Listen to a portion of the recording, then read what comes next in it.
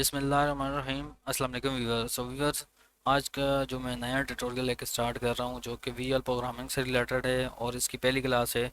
इस टॉपिक का नाम है CS411 और इसके अंदर जो है वो सी शार्प से रिलेटेड मैं जो है वो जितनी भी डिस्कशन है वो आपको बताऊंगा। इसके अलावा जो है वो ऑपरेटिंग सिस्टम के ऊपर भी यहाँ पे डिस्कशन मौजूद है, तो उसके ऊपर भी मैं आपको ब्रीफली गाइड करूँगा। तो बिना आपका टाइम वेस्ट किए मैं जो है वो इस लेक्चर को स्टार्ट करता हूँ। तो इस लेक्चर की जो पहली मतलब टेबल ऑफ कंटेंट है ये आप देख लें।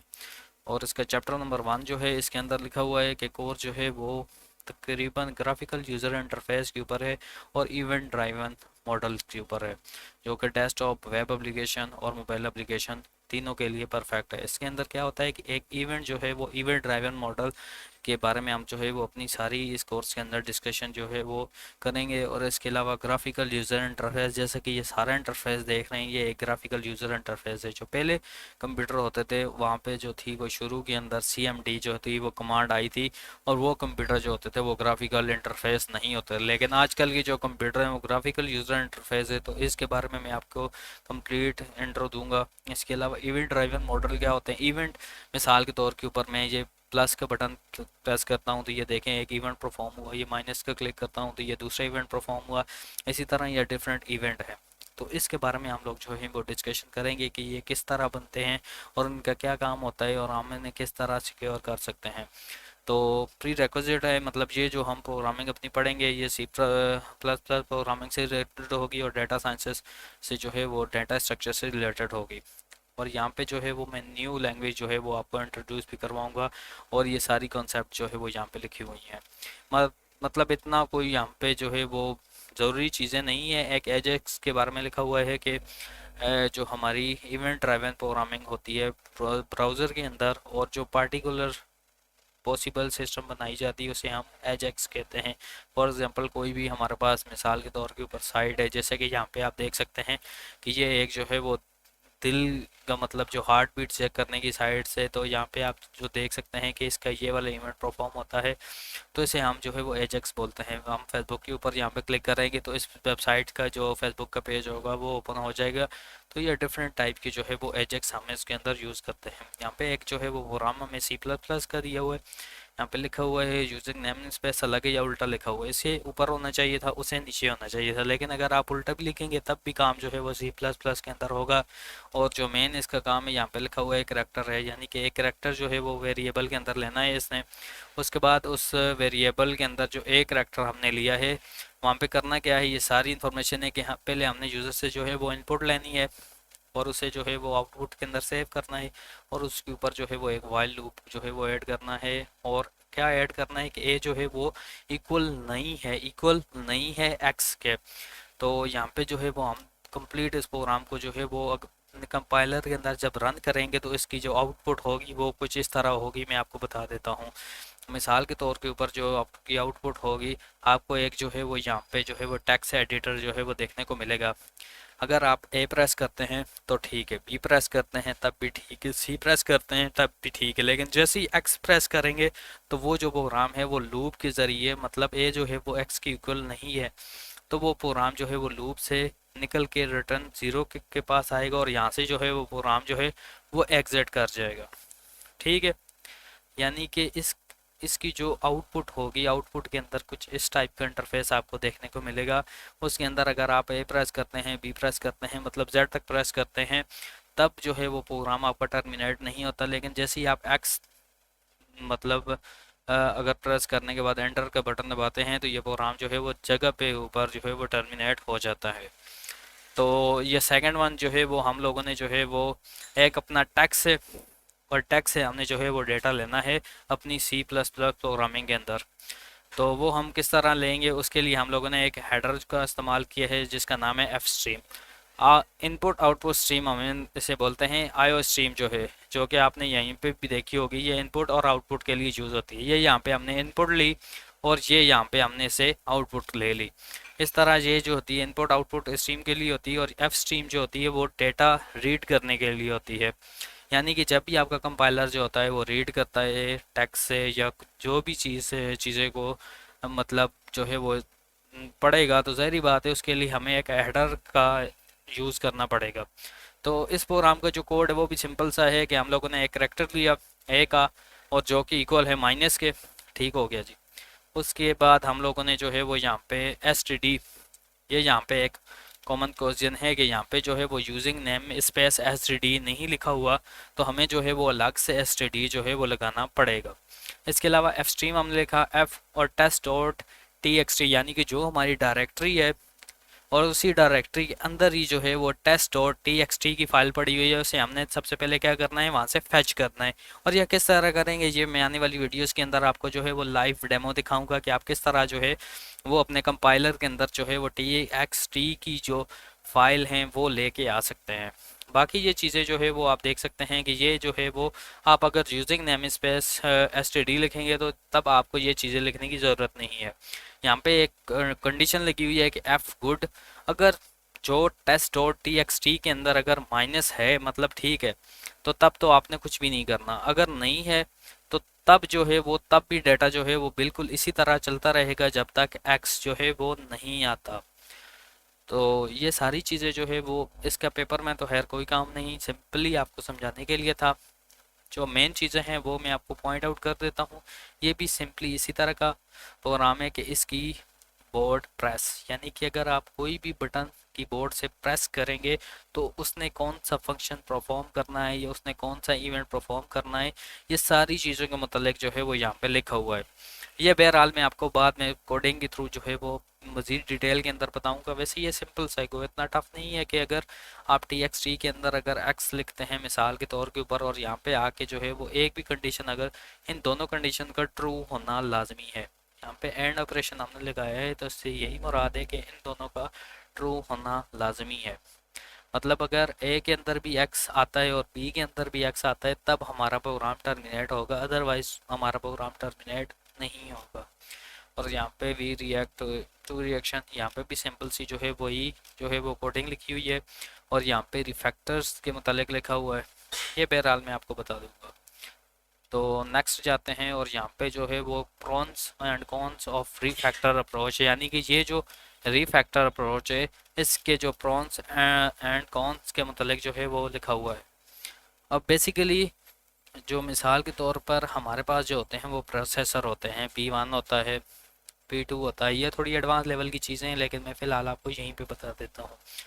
मतलब तीन आपके पास प्रोसेसेस हैं, ठीक है, P1, P2 और P3। ठीक है, तो यहाँ पे prawns blocking is a huge issue. तो P1 जो है वो प्रोसेसर आप जो है वो CPU को देते हैं, तो CPU जो है वो वन प्रोसेसेस को करता है। उसके बाद P2 और P3 को जो है वो ब्लॉकिंग लिस्ट के अंदर डाल देता है। ब्लॉकिंग लिस्ट के बाद दोबारा उसे रेडी करता है, रेडी करने के बाद रनिंग स्टेट, और रनिंग स्टेट के बाद जो है वो एग्जिट करता है। तो इसी तरह जो है वो पैरेलल जो है वो वहाँ पे नहीं होती, लेकिन यहाँ पे हम लोग जो है वो पैरेलल देखेंगे कि बहुत से प्रोग्राम को जो मल्टीपल प्रोग्राम्स होंगे वो पैरेलल जो है वो रन करेंगे असाइक्रोनस तरीके से। तो वो किस तरह करेंगे वो भी मैं आपको असाइक्रोनस के मुतालिक इसी लेक्चर्स के अंदर बता देता हूँ। तो फिलहाल तो मैं इसको डिस्कस नहीं कर रहा। हमारा चैप्टर नंबर 2 जो है वो स्टार्ट हो चुका है, और लेक्चर नंबर 2 और सेम वही जो है वो ऑन फाइल चेंज, यानी कि हम अपनी फाइल के अंदर चेंज करते हैं तो उसके लिए कौन सी कमांड हमें यूज़ करनी पड़ेगी। अगेन ये कोडिंग से रिलेटेड है, ये भी कोडिंग से रिलेटेड है। इसके बाद हमारी बात ये आ जाती है इवेंट, कि इवेंट क्या होता है। It is an occurrence with a particular system, यानी कि किसी किस्म का अकर होना। होने से मुराद क्या है कि असर करना किसी चीज़ का, पर्टिकुलर सिस्टम या डोमेन। ये हमारे जितने भी यहाँ पे ऑप्शंस हैं ये सारे एक इवेंट है। यहाँ पे ऊपर भी जो जितने भी ऑप्शंस हैं ये भी हमारे इवेंट हैं, यानी कि पार्टिकुलर सिस्टम या डोमेन जो होती है उसे हम जो है वो इवेंट कहते हैं। देयर आर टू मीनिंग, यानी कि इवेंट की जो है वो दो मीनिंग्स हैं, something that happened and corresponding detection in a computer world. For example हमने कोई भी इनपुट दी, जैसे कि हम ये इनपुट देते हैं और कंप्यूटर जो है वो अपनी आउटपुट हमें देता है। दोबारा हम इसे क्लिक करते हैं, ये हमने इसको इनपुट दी और कंप्यूटर ने हमें आउटपुट दी। तो सेम यही कह रहा है कि किसी चीज़ का होना, something that happen and corresponding detection by the computer world, यानी कि कंप्यूटर ने उसके मुतल्लिक जो है वो करस्पॉन्ड करना, यानी कि आउटपुट देना, उसे हम जो है वो कहेंगे करस्पॉन्डिंग डिटेक्शन। और जो हम देंगे कंप्यूटर को समथिंग दैट हैपेंड, उसका होना, उसे हम कहेंगे इवेंट। सिंपल सी बात थी। और यहाँ पे जो है वो event capture something from the actual अक्रंस and multiple event. यहाँ पे जो है वो मल्टीपल इवेंट्स जो है वो आपको नज़र आ रहे हैं और इनके मल्टीपल फीचर्स हैं जिनको हम यूज़ करके कोई अपनी टास्क परफॉर्म करते हैं। इसके अलावा आ जाता है यहाँ पे एक और क्वेश्चन के प्रोबेबिलिस्टिक इवेंट में और मैं नॉट भी रिलेटेड। जिस तरह मैथ के अंदर हम कोई भी फार्मूला जो है वो फर्ज कर लेते हैं, इसी तरह ये भी होता है कि प्रोबेबिलिटी होती है कि यहाँ पे भी आप जो है वो एक इवेंट को फर्ज कर लेते हैं कि वो इवेंट होगा या कि नहीं होगा, में या में नॉट रिलेट, यानी कि वो एक्चुअल अक्रेंस के साथ रिलेट करेगा या नहीं करेगा। जस्ट इमेजिनरी, जिस तरह आप कहते हैं कि किसी भी चीज़ का आपके माइंड के अंदर ख्याल आना लेकिन आप उसे एक्चुअल के अंदर परफॉर्म तो नहीं कर सकते, तो इसे कहते हैं हम प्रोबेबिलिस्टिक इवेंट। तो यहाँ पे एक जो है वो फ्रॉड डिटेक्शन के हवाले से जो है ये एक अलग इवेंट होता है, fraud detection event on a banking transaction. For example, आप अगर पाकिस्तान के अंदर अटक के अंदर बैठे हुए हैं और आपने जो है वो अपनी ट्रांजैक्शन कराची से जाके निकाली, तो तब जो है वो फ्रॉड डिटेक्शन जो है यहाँ से आपने जो है वो कराची के अंदर जाके अपनी जो है वो पेमेंट निकलवाई, तो वहाँ पे जो है वो फ्रॉड डिटेक्शन के मुतालिक जो आपको नोटिफिकेशन होगा वो आपके मोबाइल के अंदर आपको मिल जाएगा, यानी कि आपकी जो है वो आपके साथ फ्रॉड हो रहा है। समटाइम्स क्या होता है, जो आपकी बैंकिंग मशीन होती है वहाँ पे एक जो है वो आजकल नई जो है वो थ्योरी चल रही है कि वहाँ पे क्या होता है कि एक कार्ड लगा देते हैं जो इतनी भी आपकी एटीएम मशीन वगैरह होती हैं, और ये जो होते हैं हैकर्स वगैरह जो है वो बिल्ड कर देते हैं, तो सम टाइम आपका डाटा वहाँ से भी जो है वो चोरी हो सकता है। तो इन्होंने सिंपली जो है वो बैंक एंड ट्रांजेक्शन के मुतालिक लिखा है, तो इस तरह भी फ्रॉड हो सकता है। इस तरह एवरी इवेंट इज रिप्रेजेंटेड, यानी कि कोई भी मैसेज वगैरह आना या कोई इस तरह की एक्टिविटी होना, इसे हम जो है वो इवेंट कहते हैं। हम जिस तरह नोटिफिकेशन जाता है तो ये भी हमारा बहुत बड़ा एक इवेंट ही होता है। तो मैं बाद में आपको इवेंट के मुतालिक मज़ीद भी इंफॉर्मेशन जो है वो प्रोवाइड कर दूंगा। की प्रेस, यानी कि मैं जैसे कि ये कोई भी बटन आप प्रेस करता हूँ तो ये भी एक जो है वो इवेंट ही हो रहा है, और ये किस तरह होगा ये आप कोडिंग के ज़रिए जो है वो करेंगे। तो यहाँ पे इवेंट्स के मुतालिक जो है वो यहाँ पे दो चीज़ें जो है वो इन्होंने लिखी हुई हैं, आई थिंक डिटेल के अंदर लिखी हुई हैं कि नहीं, हाँ ठीक है जी। यहाँ पे जो है वो डिटेल के अंदर इन्होंने लिखी हुई हैं असाइक्रोनस एंड आइसाइक्रोनस। तो इसके मुतालिक मैं आपको गाइड कर देता हूँ कि साइक्रोनस ऑपरेशन वो होते हैं जो कि एक ऑपरेशन जो होता है कंप्लीट होता है, उसके बाद जो है वो दूसरा ऑपरेशन जो है वो कंप्लीट होता है। यहाँ पे जैसे कि लिखा हुआ है synchronous operation are completed before the next operation are started, यानी कि पहला ऑपरेशन जो होता है कंप्लीट होता है, उसके बाद दूसरा ऑपरेशन जो है वो परफॉर्म होता है। जबकि आइसाइक्रोनस के अंदर क्या होता है कि पहला ऑपरेशन भी चल रहा होता है, उसके साथ दूसरा ऑपरेशन भी चल रहा होता है, उसके साथ ही तीसरा ऑपरेशन भी चल रहा होता है। जिस तरह के हमने जो है वो अपने पहले लेक्चर्स के अंदर देखा कि अगर हम जो है वो प्रोसेसर P1 को, P2 को और P3 को इकट्ठा एक्सेस करते हैं, एक्सेस करने के बाद जो है उन्हें अगर हम डेटा प्रोवाइड करते हैं, उनकी आउटपुट अगर करते हैं, तो उन्हें हम कहेंगे एसाइक्रोनस ऑपरेशन। लेकिन अगर हम सिंगल मतलब एक ऑपरेशन को पहले कंप्लीट करेंगे उसके बाद दूसरे ऑपरेशन को कंप्लीट करेंगे, तो इस तरह का जो डेटा होगा इसे हम कहेंगे साइक्रोनस ऑपरेशन। और आजकल की जो लेटेस्ट और मॉडर्न सिस्टम्स हैं उनके अंदर एसाइक्रोनस ऑपरेशन ही बहुत ज़्यादा यूज़फुल है। और तब के जब लेक्चर्स हैं तो यहाँ पे जो है वो एग्जांपल भी दी गई है, let's take a coffee shop analogy, यानी कि एक कॉफ़ी शॉप है, event are taken place all the time, यानी कि इवेंट जो है वो तमाम मतलब एक ऑर्डर है जो कि तमाम दिन जो है वो परफॉर्म होता रहता है। Let understand synchronous and asynchronous behaviour with this example. If an order is completed, coffee ready, pastry headed before the next order, that synchronous behavior therefore observe, and ये सारी चीज़ें जो है वो आपने पढ़ लेनी है। यहाँ पे बेसिकली लिखा क्या है मैं आपको समझा देता हूँ। यहाँ पे एक जो है वो कस्टमर आया आपकी शॉप के अंदर और उसने जो है वो कॉफ़ी का जो है वो ऑर्डर दिया, ठीक है, आपने उसको कॉफ़ी बना के दी। उसके बाद दूसरा अगर बंदा है तो आपने जो है वो वेट करना है तब तक जब तक आपकी कॉफ़ी जो है वो रेडी नहीं हो जाती। इसी तरह अगर आप एसाइक्रोनस की बात करें, मैं एसाइक्रोनस की बात कर रहा हूँ कि मल्टीपल बंदे ने जो है वो आपको ऑर्डर दी है, मल्टीपल बंदों ने आपको ऑर्डर दी है, तो आपने क्या करना है बेसिकली, मतलब मल्टीपल बंदे ने कॉफ़ी का जो है वो ऑर्डर दिया, तो आपने जो है वो एक ही देगची ली, उसके ऊपर जो है वो कॉफ़ी वगैरह जो है वो बना दी, बनाने के बाद आपने सर्व कर दी मल्टीपल्स जितने भी आपके कस्टमर थे। तो इस तरह का ये जो मेथड है ये एक तो टाइम कंज्यूमिंग नहीं है, और इससे जो है वो एक तो आपका टाइम बचता है, और इससे आप जो है वो रिस्पॉन्ड भी जो है वो जल्दी कर सकते हैं, जिससे यूज़र का जो है वो इम्प्रेशन भी अच्छा पड़ता है। तो कंप्यूटर के वर्ल्ड के अंदर जो है वो इंटरप्शन जो होती है वो एसाइक्रोनस के थ्रू ही हो रही है। साइक्रोनस बेसिकली यही होता है कि एक ऑपरेशन तब तक कंप्लीट नहीं होता जब तक वो कंप्लीट ना हो जाए, और नेक्स्ट इंस्ट्रक्शन आएंगी तो वो वेटिंग लिस्ट के अंदर चली जाएंगी, वो इंस्ट्रक्शन जो है वो वर्क नहीं करेंगी। तो इसका मज़ीद हम सेमाफोर के चैप्टर्स के अंदर जो है वो देखेंगे, जो कि 23 लेक्चर्स के अंदर आई थिंक इंक्लूड है। और यहाँ पे डिज़ाइन कोड के मतलब जो है वो इन्फॉर्मेशन लिखी हुई है, जो कि आपने पढ़ लेनी है। इवेंट बेस्ड प्रोग्रामिंग होती है। और यहाँ पे जो इन्होंने रियल लाइफ एग्जांपल दी है वो बहुत ही बेहतरीन दी है, कि यहाँ पे एक जो है वो फ्लावर के स्टोर है। यहाँ पे मैं आपको जो है वो दराज के ऊपर ही लेके बता देता हूँ सारी डिटेल, कि एक दराज का आपके पास स्टोर है, ठीक है। यहाँ पे फ्लावर के स्टोर कह रहा है, और यहाँ पे एक जो है वो ड्राइवर है, ठीक है। ये दो चीज़ें हैं और कुछ भी नहीं है। यहाँ पे दो चीज़ें हैं, एक है फ्लावर स्टोर और यहाँ पे दूसरा है ड्राइवर। आपने फिलहाल इन सारी चीज़ों को छोड़ देना है। फ्लावर स्टोर ने क्या करना है, अपनी कोई भी चीज़ जो है वो एक एड्रेस से दूसरे एड्रेस के ऊपर जो है वो पहुँचानी है, मतलब अपनी चीज़ जो है वो बेचनी है। मैं यहाँ पे बता देता हूँ, एक सेकंड, आपको सारी जो है वो डिटेल समझ में आ जाएगी। मैं यहाँ पे दराज के ऊपर क्लिक करता हूँ तो यहाँ पे जो है वो डिफरेंट प्रोडक्ट्स मेरे सामने आ जाएंगी, और इसमें से मैं फ़र्ज़ कर लेता हूँ कि कोई भी चीज़ जो है वो मेरे सामने, जैसे कि ये चीज़ है, और इस चीज़ को मैं जो है वो एज अ फ़र्ज़ कर लेता हूँ कि ये फ्लावर की चीज़ है, और मैं जो है वो इसे ऑर्डर, मतलब मैं सबसे पहले क्या करूँगा, इसे प्रोसेस जब करूँगा, तो जैसे ही मैं उस चीज़ को प्रोसेस करूँगा, मैं आपको थोड़ी डिटेल के साथ समझा देता हूँ कि मैं जो है वो यहाँ पे एक तीसरा बंदा बैठा हुआ हूँ, और मैंने क्या किया, यहाँ से जो है वो फ्लावर स्टोर को जो है वो, यहाँ से कोई भी आर्डर जो है वो अपना पिक किया, ठीक है। अपना आर्डर जो है वो यहाँ से मैंने इस फ्लावर स्टोर के ऊपर पिक किया, ठीक है।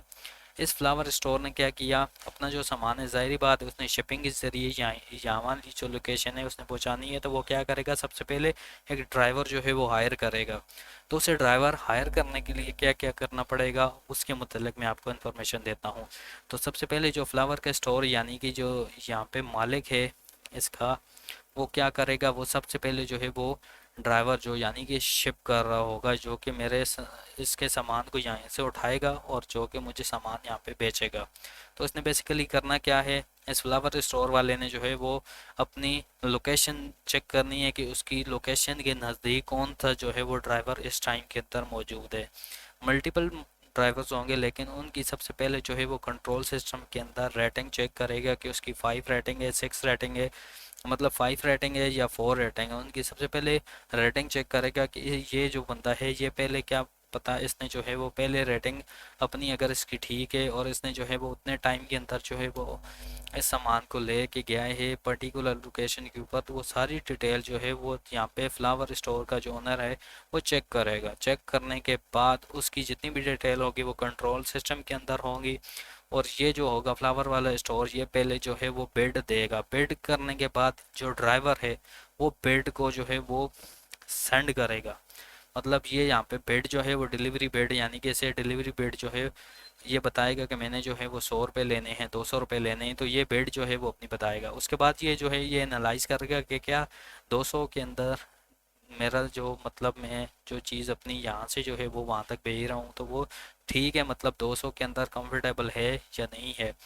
क्या पता वो 623 मांगे, 316 मांगे, 323 मांगे, तो ये इसकी जो है इसके ऊपर डिपेंड करता है। फॉर एग्जांपल, अगर कोई बंदा है जो कि मुझसे कहता है कि आपने वेबसाइट बनानी है, तो मैं उसे कहता हूँ चलिए ठीक है मैं बना देता हूँ, लेकिन आपने जो है वो मुझे $100 पे करना है। इसी तरह एक दूसरा बंदा है जो कि मुझे कहता है कि आपने साइट बनानी है, लेकिन मैं आपको $50 दूंगा, ठीक है। मैं $50 के अंदर भी बना दूंगा, लेकिन उसी तरह की नहीं बनाऊंगा जिस तरह की मैं $100 की बनाऊंगा। तो बेसिकली यही फ़र्क है। ये यहाँ पे क्या कर रहा है कि ड्राइवर जो है वो एक बिड लगा रहा है कि मैं ये टास्क जो है वो इतने पैसे के अंदर जो है वो कंप्लीट करूँगा, और इतने टाइम के अंदर जो है वो टास्क कंप्लीट होगी। तो जो ड्राइवर का मतलब जो फ्लावर स्टोर का जो ओनर होगा, वो ज़ाहिर बात है वो रेटिंग चेक करेगा। अगर इसकी रेटिंग ठीक है, मतलब ये इतने पैसे के अंदर ये काम पहले भी इसने किया है, तो तब तो ठीक है। यहाँ पर डेली उसकी रिपोर्ट होगी, रिपोर्ट जनरेटेड होगी। तो ये सारी चीज़ें जितनी भी होंगी, और ज़ाहिर बात है कोई एक ड्राइवर तो होगा नहीं, मल्टीपल ड्राइवर होंगे। जिनको ये बेट जो है वो सेंड की जाएगी, और इन्होंने जो है वो डिफरेंट बेट के ऊपर जो है वो क्या पता कोई 100 रुपये मांग रहा हो, कोई 200 रुपये मांग रहा हो, कोई 100, कोई 1000 मांग रहा हो। जाहिर बात है डिफरेंट बेट्स मतलब मांगेंगे। अगर इनमें से किसी एक की जो है वो रेटिंग अच्छी हुई तो वो अपने हिसाब से वो क्या पता 10,000 जो है वो मांग ले।